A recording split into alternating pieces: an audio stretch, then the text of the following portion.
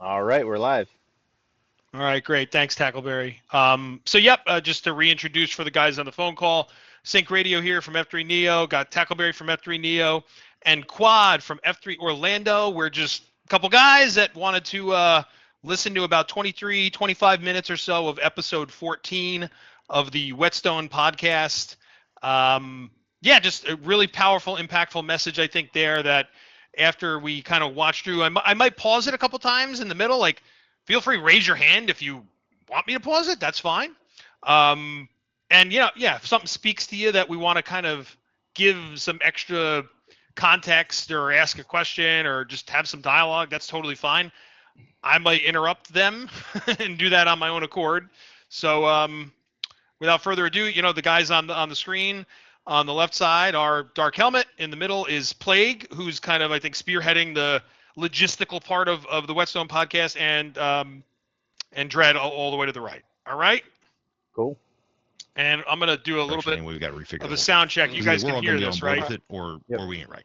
Right. Yeah. And there is a. So, yeah, and I'll pause for the first time already. Right now, they're again, it's right in the middle of the podcast. They've gone through a number of different, myriad of topics already, but like this is kind of the best place for, I think Dredd really picks it up here and starts in on this message right here, where he starts talking about a lack of maturity amongst government leadership. I think across party lines, they do a fantastic job of never really being overly political. So he kind of starts with some fire, and it's like fire, fire, fire for the next 25 minutes. So just listen. You'll kind of pick up where they are in this conversation. a Cool. a lack of maturity amongst people in important positions in the country right now. Everywhere you see it. All right, we will skip our first ad. And uh, my feeling on it is this: if I am in leadership, I have two, I guess, modes. One mode would be the boss has decided that we're doing what I like, and it's going to be easy for me to follow that up. The boss has decided that we're doing something I don't like, um, but I'm as forcefully going to support it. There's a third mode. Sorry. The third mode is the decision is so contrary to what I believe that I will openly and honestly declare I have to go. Your opposition to it, yeah. Yeah, because there's the loyal opposition is the middle group, right? What we call the loyal opposition. But the third group is that's not a group at all. You can't stay inside the tent if you don't agree, if you will not support the tent. You can't do it. But so many people do that. The law is the law. And I'm not saying just because I'm a lawyer, but we have as fair a system as you could possibly have in the world, as fair a democracy as we could possibly have, where the rights of the individual are protected. Uh, it's as good a system as you could possibly have. And if you don't like the outcome of an election or a legislative act, that's fine. You don't have to like it. But this thing where people in the governance say they won't enforce the law, I'm just mystified by that. Mystified. It is the law. You don't have the right to say you won't enforce it. You don't have the right to do so. I mean, if I'm going to do that as a lawyer, if I was going to engage, I'll tell you what, if I decided that I was, when people say these things like it's wrong, by the way, then aren't you raising an army? Why aren't you conducting a counterinsurgency? Go back and read the Declaration of Independence. Those guys said reluctantly, we don't want to do it, but we have reached a point where we no longer can be the loyal opposition. And when I hear politicians say this, people in the Congress say it, and I guess in the executive branch all the time, that you are, what do they call these people? There's a name for it. The ones that aren't going along with it or whatever. You don't get that. That's not a choice. You won't enforce the law. that you are going to work against the law. No, you need to leave the governance. And if you believe it's as bad as you're saying it is, you should be out there raising an army and taking the risk that you're gonna be put to death for treason. Except maybe that would that's require leadership, and that's not going to happen. it would Not among that crowd. require integrity. Fair. That is what because whatever your beliefs are, whatever you believe, if you really believe it, then you would act on it accordingly. What you say and do would match what you believe. That to me is the definition of integrity. What you say and do, that's what you believe. And I think within corporations, you see it all the time. You know, within political entities, you see it all the time. I mean, to me, it's immaturity, I suppose. I think it's immaturity, and I also think there's an exactly what I was going to say. There's an element of ego and self-focusedness and selfishness, right? That is in there. It's funny. I was resistance. The resistance. Yes. The resistance. There we go. Yeah. Right. Yeah. Like somebody like in these newspapers where a reporter disagrees with the editorial board about something, whatever it is, and they're sending all these emails. They got a Slack channel. I'll tell you what. Either you like it, what they're doing, and you do it with all your might. You don't like what they're doing, and you do it with all your might, or you freaking quit and go start your own newspaper. But staying there and not doing it, that choice does not appear on the board, man. That to me is a lack of integrity, total lack of integrity. But that's what we see a lot. Yeah. Right. What we see a lot. Mostly. Yeah. It made me think. I was talking to again in this hypothetical place that I made. And right here, this is almost the catalyst for this discussion. We saw a really quick snippet of what Dark Helmet is about to say here, and like out of context, it was like it doesn't sound funny necessarily, but it sounds like he had something. You can tell that with this next snippet, there was something important going on in this conversation, and I wanted to learn more, which was really the thing that got me excited about listening to this episode. Right, what Dark Helmet is about to say now. May or may not work, right? He's talking about sales. Someone who may or may not be in sales leadership, and I said, and they were frustrated and complaining about some decisions that had been made, and how we're kind of pretending one thing and saying one thing, but really, when you look at what's actually happening, it doesn't match very well.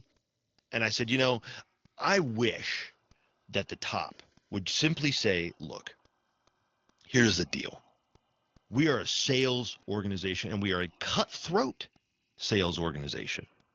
And we believe that our job is to stand on people's faces until they give, right? And that they should, and that we have the best stuff there is. And we are motivated 100% by money and by sales and by profit. That is the only reason we do anything around here. And if you don't agree with that, we understand, right? But that's who we are, and that's what we care about. We want you to come on board, and we want you to win too, and we will share in the profit, right? If you do well, and right? But by golly, that's what we're about. And if they would just say it, what would happen is you would find that there would be a bunch of guys who were like, heck yeah, man, that's how I like to live my life. And they would come on board, and everyone would be successful. Yep. But unfortunately, what you have instead is someone who's being like, well, it's like the Tommy boy, it's the Zelensky. Yeah. This is pretty good. I'm coming up with this right now, right? We'll call it the Zelensky, right? I work for the American working man because that's who I am and that's who I care about, right? You remember that one? You remember that Tommy boy? You ever watched that, right? Yeah. And then he turns around and he's screwing everybody, right? Because he doesn't care one bit. It doesn't matter to him, right? And so these guys are these fat Teds or these Zelensky types, right? And they're like, we really care about our people and we care about training them. We care about you have a 40-something% turnover rate. Imagine being able to build anything just by thinking about it. Meet Base 44. I love the freeness. Year after year. Like, you don't care about developing people. Yeah. You care about crushing their souls until they sell a few more, and if they can't keep up, they're dropped, and you move to the next one. And honestly, if we would just say it, I think you get the right kind of people and you wouldn't have these problems, right? Well, every but we're afraid to do that. every corporation's purpose is to take profit legally. It just is. That's what they exist to Yes. do. That's what. Yes. And then, but every So quit corporation's pretending. every corporation's task is whatever they do. You know, widget corp manufactures and sells widgets to take profits legally. You know, that's it. It doesn't exist for anything. You could fill the only maybe exception is to some degree what I do. If you're a professional, you're subject to an ethical code that's slightly different, right? Because there are definitely times where I make decisions that are not profitable because I have ethical restraints. But that's unique. There's very few walks of life that are like that. And when I, every once in a while I'll tweet that out, and some guy will come back and say, Oh, yeah. "Well, no, there's That's not true. big corporations owe it." No, they don't. No, they don't. That's not why they exist. I mean, Tesla, Ford, it doesn't, fill in the blank. Now, Pick Google, do doesn't they matter. pretend to do so? Because it sells, right? So the NFL's job is to conduct football games Uh-huh. in order to take In profits order to. legally. Yeah, right. So they put on football games, and spectators go and they watch it on TV, and to make money. Now, I was using this during the Kaepernick thing where he was kneeling, and they're trying to pretend to go along with that stuff. It's and they did it. They're doing it this month with Pride Month. The NFL's like Pride Month. Like, they don't mean it. They don't mean it. Everybody knows they don't mean it. What are you supposed to be doing out there? You're supposed to be conducting football games, but Right. football games. Play the game. No, Yeah. that's right. The Detroit Lions is not to conduct football games, to win football games, because the NFL can't win football games. There's going to be an equal number of losers and winners every week, so they're a slightly different mission, but it dovetails together. And at the bottom line, if you say, are the Detroit Lions accomplishing their mission? Are they successful? Well, what's their mission? To win football games. They won 12 last year. Yes. Okay. And oddly enough, the more teams win, the more money they make. The more merchandise Go they figure. sell, the more their fan base is energized. Yeah, that works. And so now, Go ahead. as soon as you get misaligned, that's all I was going to say. Like as Plagu, you were saying earlier about how can you judge success? If you don't have a real mission, if you Yeah. have a fake mission yes. that has all this, corporate-y freaking crap in it, there's no way to tell whether you accomplished it. And I mean, the mission of Bank of America is to provide financial services in order to take profits legally. And the way to determine whether or not they accomplished is to see how much profit they took. Period. Nothing else. Now, but the differentiator might be, how do we conduct that business? What kinds of things do we do? And some of those kinds of things that I think are bolt-ons, maybe, right? They're sort of like they might be the exoskeleton, the color, of the car, but the car is still the car. Like we can paint it and maybe it's a little more attractive or maybe, whatever, but ultimately that's the point of it, right? And so if you don't align those things, then you got a WNBA situation, don't you, Dren? Yeah, you do. And then I mean, I have to give the NFL a lot more credit than I gave the NFL during that whole fiasco, because they have pretty good market research. And they played that card until the card turned, and they stopped playing it immediately. I remember, they kneeled, they stopped flying, doing overflights with that, with F-16s, and they did that for a while. They let you write all sorts of, choose love crap on the back of your helmet. They did it for just as long as it wasn't counterproductive, and as soon as it was, I mean, if you watch this year's Super Bowl, you're like, wow, did that stuff go out the door? Yeah, because there's some good market research. Yeah. And I see guys on Twitter getting all exercised about Pride Month in NFL. They don't mean it, and they'll stop it as soon as it doesn't make a profit. And that's what they don't get it, right? It's the Bud Light problem, right? It's the Bud Light thing, right? You did a thing, nobody liked it, and instead of, they shifted real quick. You can't find any mention of that anymore, right? Nope. Because why? Because guys stopped buying beer. That's right. Good luck. They took Dylan they who? took No they idea. took a beating in the purpose, the profit Yes. taking. They Yes. took a beating right there. And then they turn. And then they Yeah. turned. Now, that crappy market research, Yeah. crappy leadership, Yeah. because that woman, I can't remember her Crappy name, leadership. I don't know, but said, yeah, got in her head that was a good idea. this is the way to And go. I'll Yeah. tell you, I know a little bit about this industry because I know the people that she did not talk to, and that's the distributors. So if you own a Budweiser distributorship in Charlotte, for instance, that's a unbelievably giant business. And when Bud Light, which was the leading brand of beer, I don't just light beer, but all of it, when that lost 20% market share, that translated into a lot of money for those guys. And I think they had something to say. I think they had something to say because that girl, the door couldn't have hit her quicker in the butt. I mean, No. but And the that's fact that you can't remember her name tells you exactly. I mean, that's right. like who? So I don't know. we're talking shared leadership team, right? Man, lots of ads tonight. It's all strategic. Different Yeah, viewpoints. They know exactly what I'm going to be listening One to. person in the room going, hang on a sec. I get it, your whole frat boy image, but that's who our market is. Right. So if we stop Well, no, we selling, exist for a greater purpose. Like, right?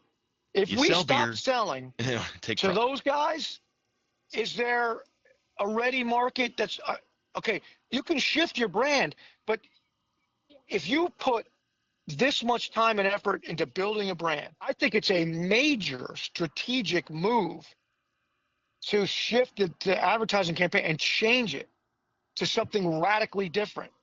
And why would you do that when you're on top? Yeah. You know? Yeah. Jerry Seinfeld says, I got the #1 TV Right. show in all of America. Right. Nothing Right. has ever been more successful than this. You know what I think I'm going to do? I'm going to change it to a game show. See what happens. What Right. I So would be I mean, curious. you look at Modelo comes in and takes over their market share. It's crazy, right? And their commercials are a bunch of hardcore Mexican guys at barbershops and stuff. I'm like, I'm Yeah. drinking Modelo. I mean, I like that. Yeah, exactly. they Most interesting test man it. in the world. All those Yeah, guys. that's right. Yeah. That's right. Bunch of female tattoo artists or whatever. It was like it appealed to men. I mean, Yeah. it appealed to gringos. Sorry, I cut you off, Plug. No, you're good, and I love, and I don't think this is foreshadowing, right? The board of F3 Nation probably didn't decide that we're going to support a beer company, but I am curious what, as you think about how this applies to F3. So we have our mission, right? I think everybody knows what that is. We have sort of this Hope so. top secret, I don't know what you called it, but the thing that The will main come effort. out, the Yeah. what? The main effort that we're The about main to effort. I think this is all this little section. They don't reveal anything, but I think this is what's going to be somewhat announced. I think it's on the 22nd, the State of the Nation. Nothing public. crazy. It's just we're something not that gonna we're focusing on. Right. Yeah, I've also heard the term recently used referring to it, our just cause. So sort of talk me through like, when this main effort comes out, essentially we're still on mission. The main effort's related to the mission. So guys continue pursuing. Yeah, I think the that, main effort will support yeah. all three tasks: plant, serve, and grow. It's nothing new. It's just saying we focused on this plate over here. We're going to focus on this plate, but it'll be right in the wheelhouse of what we do. Yeah, and this idea of a just cause, and we're not going to use that term because it's confusing, I think, and it's not F3. It's Simon Sinek wrote the book, right, The Infinite Game. Right. It's a term that he uses, and really, in that sense, it is kind of the North Star. So if you were to say this is the mission of F3, and to your point, hopefully we all know what that is, right? This would be kind of like the if the mission worked, what would the world look like? Right? I would think of it kind of that way. Would you say that's a fair statement, Dredd? Like if the mission worked perfectly and we planted and grew and served men's workout groups and male community leadership was in fact invigorated everywhere, what does this world look like? What happened then? And it's kind of that vision toward that end. And so we you'll had hear about that too. We had a great discussion about it in the board meeting, because I didn't understand it. And I said, well, wait a second. Is this a new mission? And Dark's like, it's not a new mission, because I haven't read the book. And We did joke about that a little. he joked about it because I haven't read the book. Yeah. Yeah. Because I'm reading fiction right now, so I've never read that book. It's sitting on my shelf. I will read it. I Yeah. just haven't read it. So Dark explains it, and I said I was actually energized by it. I said because we always have been very Americocentric, right? And I had never really wrapped my brain around the idea of the world, like make a better world, but then again, I never thought there'd be a workout in Kenya either. Or I was going to say the running joke, of course, is always this won't work north of 12th Street, Right, in that's right. Charlotte, right? And that's how we and started, then- right? Yeah. That's how we Yeah. started. So I think it's just I like it. It's kind of a way to like a rallying cry almost. It's not a credo. It's not a mission. It's No. yeah. It's a Again, yeah. It's a vision, I guess. Maybe it's a picture of what, if we're successful in our quest, in this movement that has been created, and that Dredd and OBT started, and that Slaughter and I have tried to carry the torch for, right? If we're successful in that, what does this world look like? And we're still, kind of workshopping the exact verbiage of it. Yeah. But I can tell you that essentially what it boils down to is a vision of, and I've said similar-ish things before. I've kind of, you may have heard me say things like, a logo on the chest of every man in the halls of Congress and every boardroom in America, that kind of thing, where there are theoretical leaders, that we would have this logo. But this is beyond that, because we recognize that institutional leadership isn't really what we're trying to do. Right. So I kind of have abandoned that saying it that way. Because I don't care as much about institutional leadership, because my personal belief is, and it's not an F3 belief, so don't get twisted up, right? But my personal belief is that institutions will fail. Well, all institutions will crumble and fail eventually. Yeah, I mean that is their predicated course. I don't have any control over that. But our communities should not and will not, if we have them correctly, formed, and if there are leaders there, they will not fail. They will not, and that is what we are for. It's funny. I got a new client today, and he sees the F3 sticker on my iPad, and he says, "Oh yeah, somebody said it." So I've done F3 a couple times, and then it's from a different part of the town. And he said, "Somebody said that when I told him I was going to meet you, they said, oh yeah, you're going to meet one of the founders of F3." And he said, and he looks at me, he goes, "That can't be right, right?" And I said, "No, actually, it is right." And he goes, I'm professional pitchman Neil Patrick Harris. Over here, Rise Mushroom Coffee. And here, Neil Drip. You were one of the founders of the entire organization?" And I said, "It sounds more glorious the way." Right. Then clearly it is. Now that you spent the last hour with me, you can't believe it to be true. But here's the thing about our organization that makes us totally different than almost every organization that's ever existed, is that it has done what it's done on the backs of thousands and thousands of guys who were energized as leaders. So you're thinking of the founding of, Ford Motor Company or something. That's not the case at all. I didn't do anything but get lonely and start working out in a park and ask another guy to come with me. 2 years later, we're freaking in California. I didn't do any of that. None of it. Zero. It's all on the backs of other guys. So it's technically true that I'm the founder because I was there when it started. But, it's such a different type of organization that's almost impossible to explain that, right? It is, but it's like, and it's funny because in the example I'm about to give, you wouldn't necessarily want credit, I guess, but somebody had to build a little tinder fire, right? A little thing in the middle of the woods and start a little spark. Somebody did that. That was Dredd, right? And OBT, like they started the little fire. That's exactly what it was. Right. Yeah. And the rest of us saw and we said, fire good. And so we threw ourselves into throwing more wood on it, clearing out the things that will not burn, right? Making sure that we were adding to getting people out of the way so this fire can become as as large and non-damaging as possible. It's not the greatest analogy in the whole world, but you get what I'm saying, right? And that's the thing. So yeah, when you see this huge amazing thing, it's almost impossible to believe that one or two or even just a small group of men could possibly have started it. We have this weird tendency to think like, well, this just sort of always existed, right? It dropped out of heaven. No, like men did this. They worked on this. They labored over it. They wore themselves out in the service to it. Many thousands of hours of time and effort and everything was put into this, right? I mean, it's. I mean, you got you know, guys at Time Magazine and Harvard Business Review writing articles about Yeah. male loneliness Constantly. and describing sad clown syndrome. It used to make me mad because I would tweet Still at makes him me and mad. say, right, it doesn't anymore because I realize that they've correctly grasped the enormity of the problem and correctly stated it. And yet they can't believe that something as enormous as that has been solved by somebody as small and stupid as us. It's us.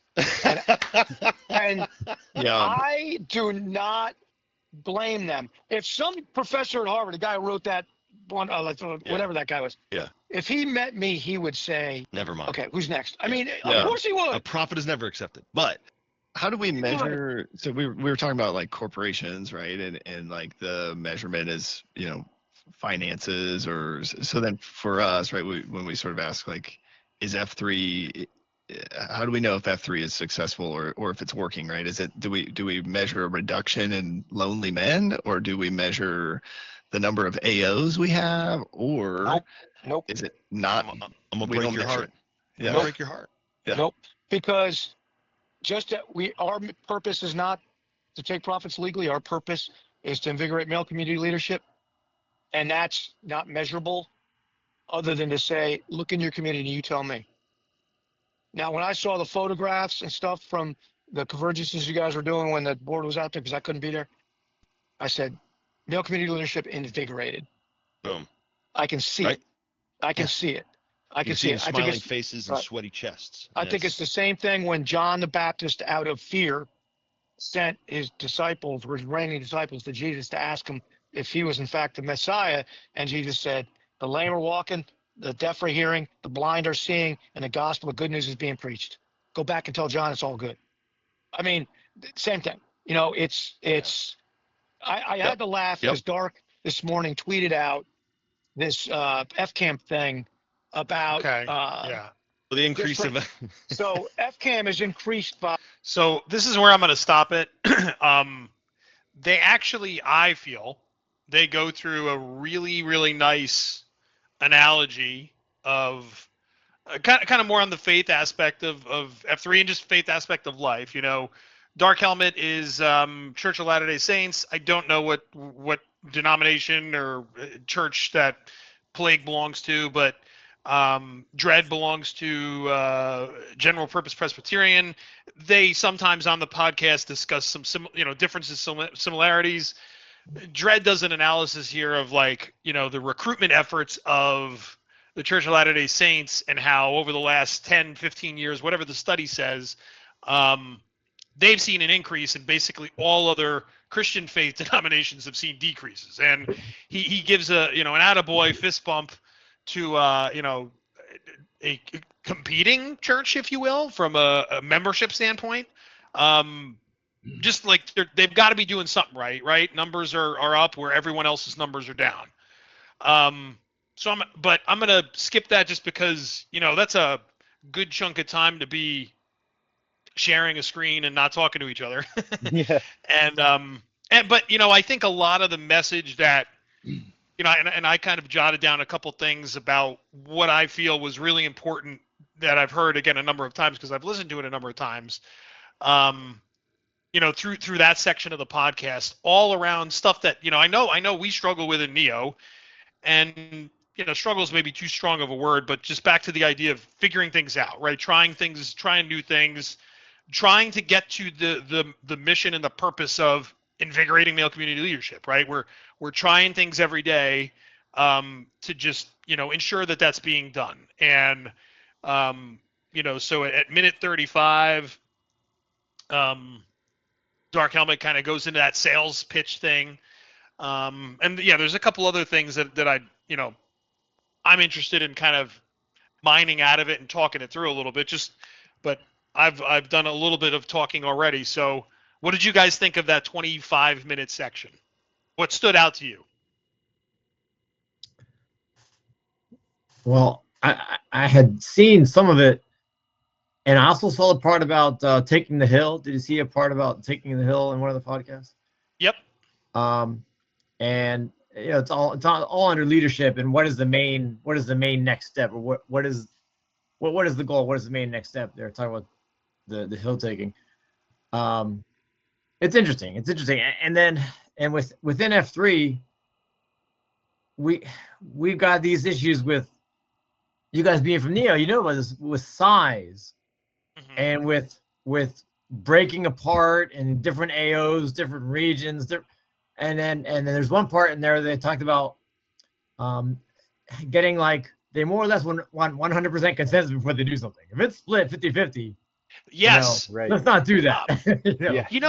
It was Quad. It was right before I began, and I half meant to include that, but I guess my time got messed up. But to recap what they're talking about the board of directors, and I think right now that they have an even number of board members, and they're talking about, oh, we really got to fix that. We need an odd number. And then somebody raised their hand and said, you know what? If we're about to make a significant decision where we're so close that we need somebody to be the tiebreaker, we're probably we're considering doing the wrong thing. Yeah. And, but there is a part of me that with that point, towards the end where they're talking about, everybody wants us to paint us into a corner and say, give me the stats, give me the data, give me the technical, the engineering kind of focus. Like, what's the answer? What's the formula for success? And from a high level of the board of directors and SLT position, like talking to, let's say, the SLT of Neo or Orlando, like, they're not going to give you the answer, right? Because they're not going to give you a formula answer, because I think, in a nutshell, what you're really looking for is, give me the answer so if it's wrong, I don't have to own the failure. Wow, there you go. And I think from, TAC, we talked about this past weekend, right? With executives and senior leaders of any organization. I would say if it's a for-profit organization or not, it feels like the higher you go, the more comfortable you are with taking risk. And comfortable doesn't mean you feel great. Comfortable doesn't even mean you're comfortable. It just means that you're confident in whatever decision you're going to make is based on all of the best information you have in the moment, that if it fails, you're still going to figure it out, regardless of whether it goes right or not. And I think that's their way of, again, you're not going to paint us into a corner. You're going to have to figure it out yourself. But the subjective answer I can give you is, look around and see if your mission is being fulfilled. Male community leadership is invigorated.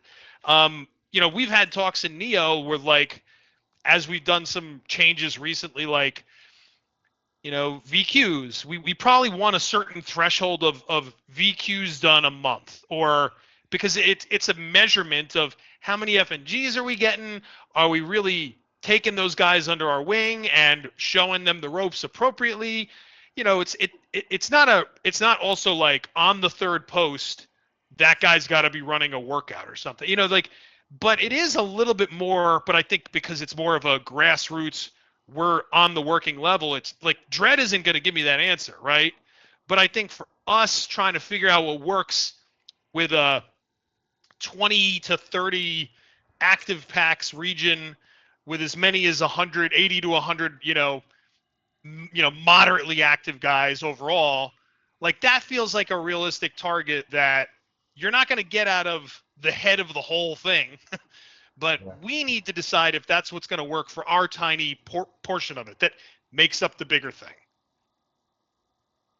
For sure. Yeah. And what was I gonna say about each region is different, right? So like Neo, we're mainly comprised of 3 cities: Hmm. Lake Mary, Sanford, and DeBerry now.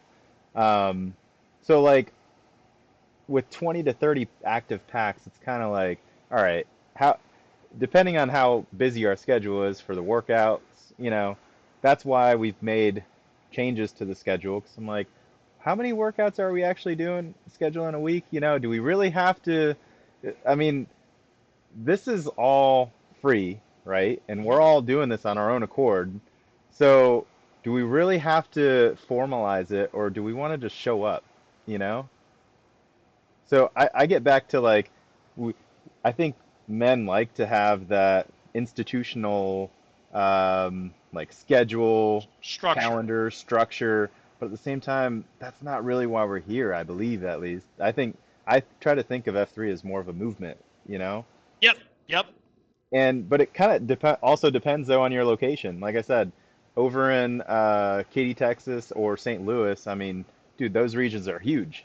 So I would expect they probably have a workout like every day if they've got, I don't know, 200 to 300 active packs in their region, Yep. right? So it totally makes sense for them to be like, all right, on your 5th post, you're going to be doing your VQ. You know, I I mean, think Power Clean has told us that, right? Like, yeah, which yeah, again, if it works, that's what's working for them. yeah. But yep. Oh. So. But yeah, and then also I did want to say I connected with Ace from F. I don't remember his region name, but it was in Kentucky. He visited us in the Bokie maybe a month or so ago, and Okay. it kind of goes back to what you were mentioning about Dread and Dark Helmet. They were talking about pretty much they're on the same team, right? With their Christian views, even though they're Yeah. Yeah. different Yeah. denominations. And it just reminds me this morning when we became friends on Facebook, I saw he said, "You're not an American Christian or Russian Christian, white, black, Latino Christian. You're simply a Christian." And he went on a little bit more. I'm like, that's so cool. I mean, like overall, big picture, I think tying it back to F3, like we're all F3. We go Hmm. about things a little bit differently, but that's okay. We're all, I think the vision is that we all have the same mission in mind. But yeah, Yeah. Now, from watching that, I'm curious. I didn't realize that they had this big announcement coming out. I'm kind of curious what that's like. But yeah, and again, F3, the way it is, I mean, I didn't even know there was an overreaching national board. For the longest time, like what? There's guys that lead this. I mean, it could just spread like this. Small workouts for me, it could just spread like that all over the country and never have a national board, really. yeah. So there's some national board. Okay, so what do they do? Do they meet and work out and grow workout groups for men? So, but I guess they're gonna give us. I guess it's the 43 feet. I guess 43 feet. And because when they first started working out, there was none of that. So I guess as the 43 feet was being built, there Hmm. came a need. There came a need to have an overreaching SLT. Um, but it's interesting to see where this is going to go. This is young. Like I was thinking the other day. Yeah, we got some triple respect guys, but we really haven't been to that many. There aren't guys that are leaving F3 to go into a home, or there aren't guys leaving F3 to or maybe they are and they're just not telling us. But, like as F3 gets older, as I get older, I'm like wondering where it's gonna go. Yeah. I'm like because it's kind of a young organization, and as guys get into their triple respects, like what's gonna happen as it continues to grow? I mean, it's still growing. I think it's still growing. I don't know. Yeah. It for sure. I mean, so here's you bring up an interesting point there, Quad. Like, and I'm 38, right? I've got a 7-year-old and a 3-year-old, almost 4-year-old, both boys. And so the 7-year-old has posted. His name is Talk Boy, right? So, and Talkboy's got his name because when he was first of all, he didn't shut up the whole workout, and then when the guys asked him like, "What's your favorite movie?" Home Alone 2. And in Home Alone 2, like one of the primary plots of the movie is like, Kevin McAllister uses this little Talkboy device throughout the whole movie, and he plays tricks with it. So like somehow that came up, and it's like, you're Talkboy. So Talkboy's 7. Like, what happens when Talkboy goes to college? Like, is he gonna start posting in the college town that he goes to? Like we just had one of our very active PAX, certain a solid him in his own right, bring his son, 15-year-old posted just this past weekend, and he got named. He's only 3-4 years away from college, right? Like as they, like that's really close from taking away like the guys that might be going into a home or something like that.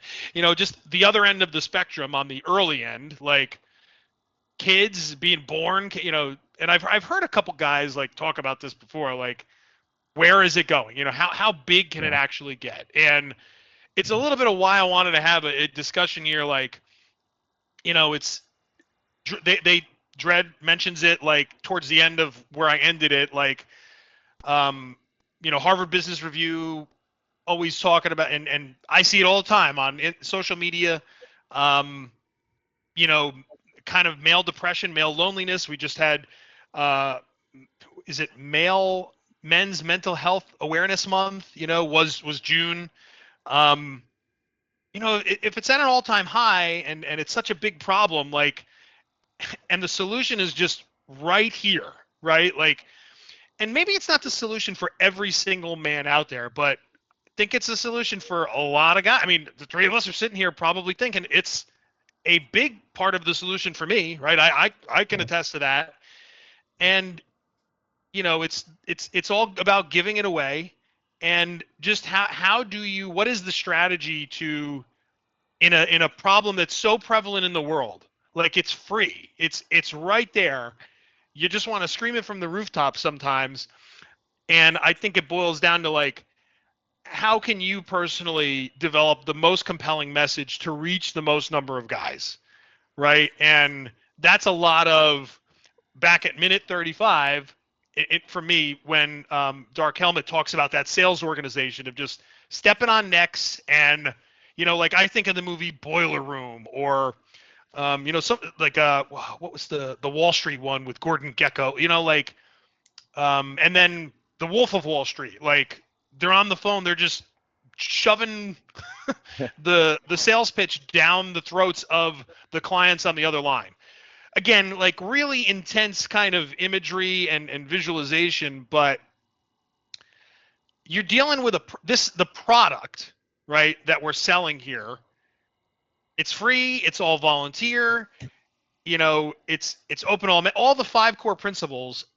Just say them, right? Like, why is it such a hard sell sometimes, and we talked about it at cafeteria this morning a little bit, like touched on it. Like, I think, you got to look in the mirror sometimes and just really just ask yourself, like, am I not believing in the message because I'm not believing it in myself?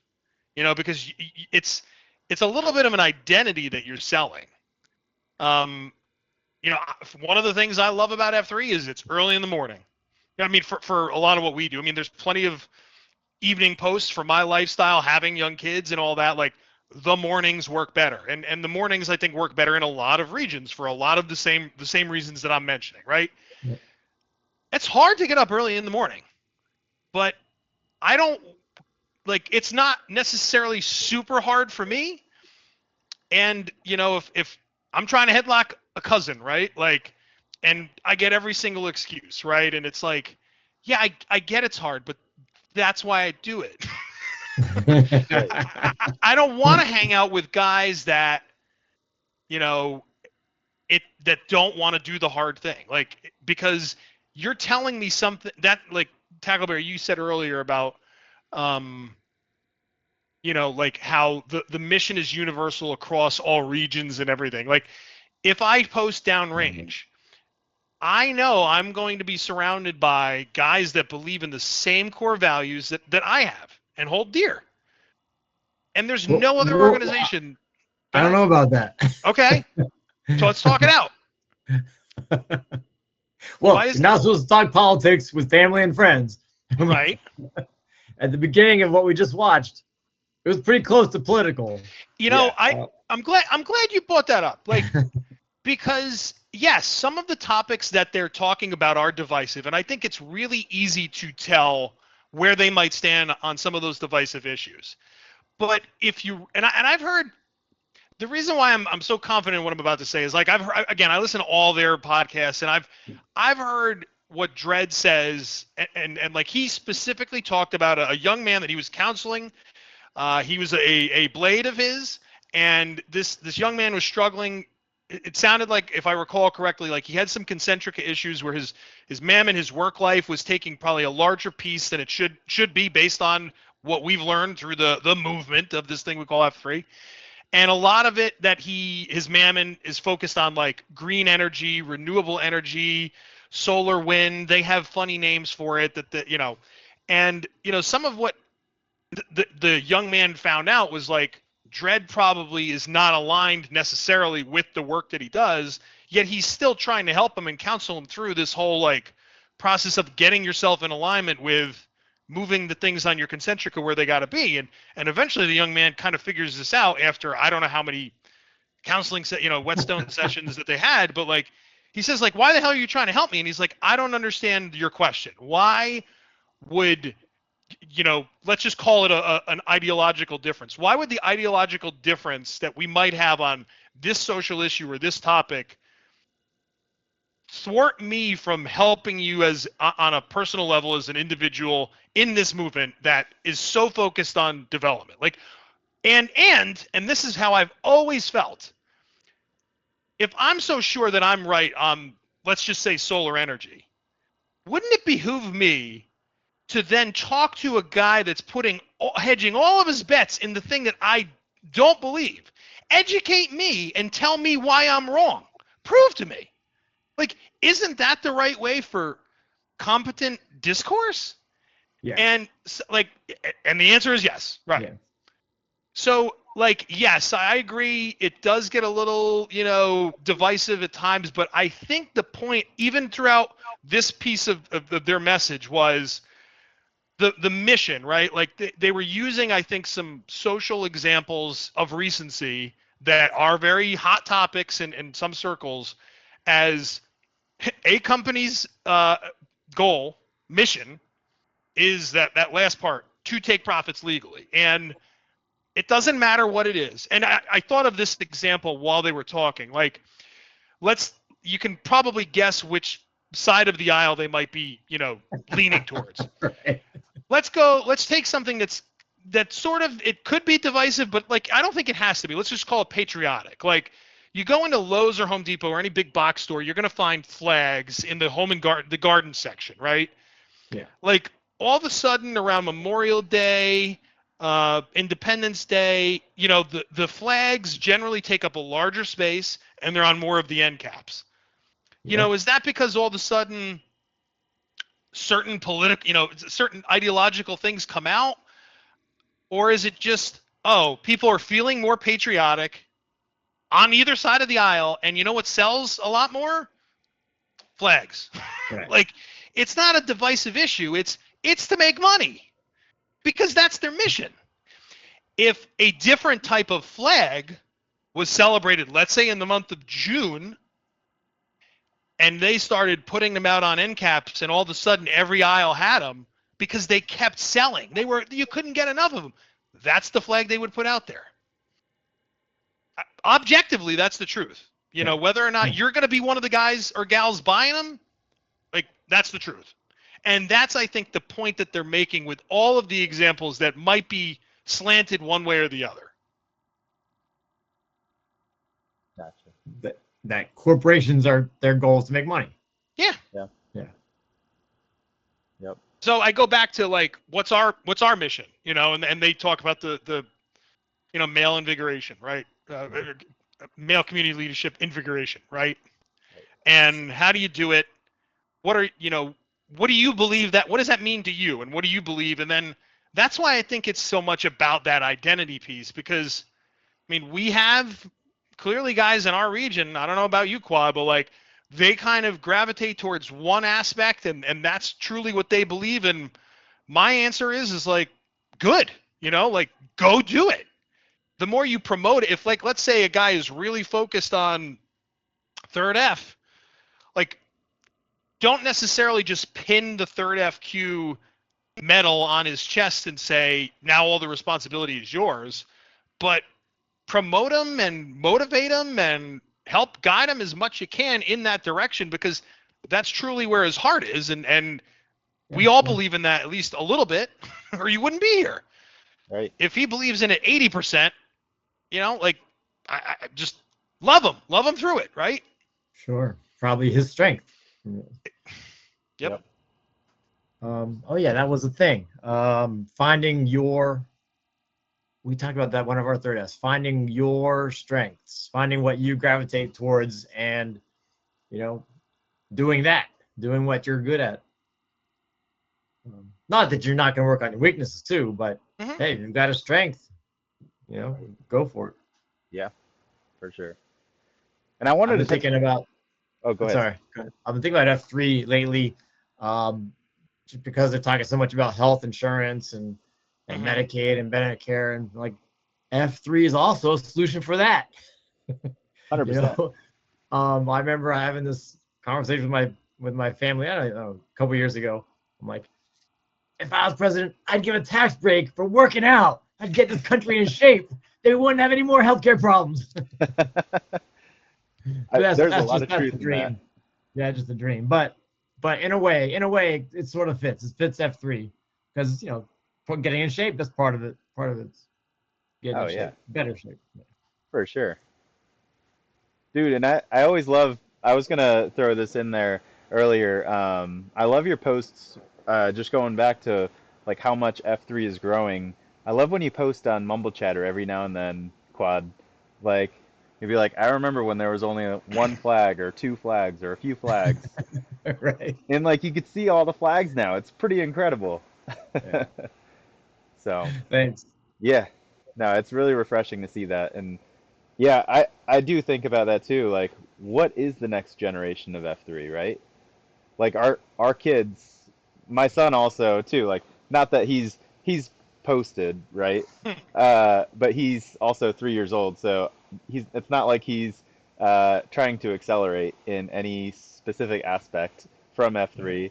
But it's fun to have him out there, introduce him. It's an idea, and I think it's something that I'll continue to do with him. Not just because it's F3, but because of that lifestyle. But yeah, so it's going to be really cool. I want to continue to support it, though. Yeah, absolutely. Well, guys, we got about 3.5 minutes before I think the team's call ends. So any company I've worked for kind of in the past likes to, sometimes we would end meetings with like a check. We'd start meetings with a check-in. We'd end meetings with a check-out. Like sometimes you do a one-word check-out, like one-word check-in. It depends on the time you had, and we don't have much time. So check-out really just means like how you feeling in the moment, being in your body a little bit, contemplating what, where your headspace is at. And so I guess, since I'm kind of, that's my call to action. Like, yeah, I think I'll end with a quick checkout of, I feel invigorated. I really do. Awesome. Right. Yeah. There's possibilities out there. Possibilities that, we can try to grab a hold of and do some growth. Right. Awesome. Yeah, no, definitely. Well, I hate to be a copycat. I don't want to be a copycat. Don't be a copycat. I know. Well, yeah, your name's Will, isn't it? Yeah, right. We're both Wills, by the way, Quad. Oh, really? Oh. I know. Just because when I shared the Slack issue that's going on, I took a screenshot and Quad was like, "Your name's Who's Will?" Oh yeah, I wrote that. Yeah. I think it's like the will cannon, like like the will to do something. Yes, The will yeah. That's cannon. right. I love it. But yeah, no, and maybe this is more of just second half talk, but I'm definitely a little nervous, butterflies about upcoming Leadership Course 48. I'm gonna be going So you got tomorrow. butterflies. Yeah, that'll be my closing, I guess. What GTE? Well, it's eventually to run GTEs. That's the goal. So there's Oh. yeah. Tackleberry's going to be a cadre. Oh He's going to be a wow, trainer. He's dude. going to be a cadre. He's going to be it all. Yeah. And Wow. Okay. we're happy to have him. He's going to do great at LC 48. All right, dude. I mean, Thoughts and prayers. feel the butterflies in you, but Yeah, enjoy it. Enjoy the butterflies and enjoy the the training. the pain. The pain, yeah. Yeah, just enjoy it. Whew. Enjoy it all. Appreciate it. All right, guys. Thank well, you. with that, Tack, why don't you end it here? And All right. Yep. I'll click stop. It was great. Great meeting with you guys. This was